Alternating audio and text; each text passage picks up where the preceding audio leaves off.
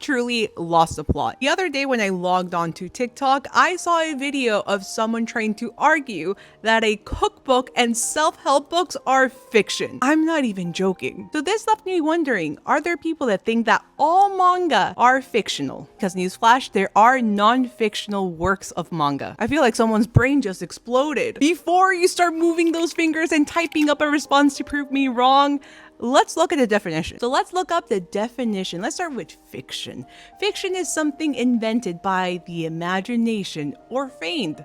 Another word for faked. Fictional works can be inspired by real people and real events, but they are not real. What you read or what you consume in a movie or series is not real. Now, nonfiction is the opposite of fiction, so these are based on real events, real people, and facts. If you deviate from what actually took place and the real person, then that work is no longer nonfiction and it is fiction. A large majority of manga are fictional works, but that is not the case for the whole entire medium, because non-fictional manga also certainly exists, and it most often takes up the form of an autobiography. And if we take a look at the definition for biography, it is a written history of a person's life. So autobiography, because it has auto as a prefix, means that it is the person who's writing about their own story. You can see in the definition that it's a written account of a person's life in their own words. All the manga that you see behind me are non-fictional autobiographies written by the people that lived through these events. And one of the most prolific non-fictional manga creators is Nagata Kabi, who has written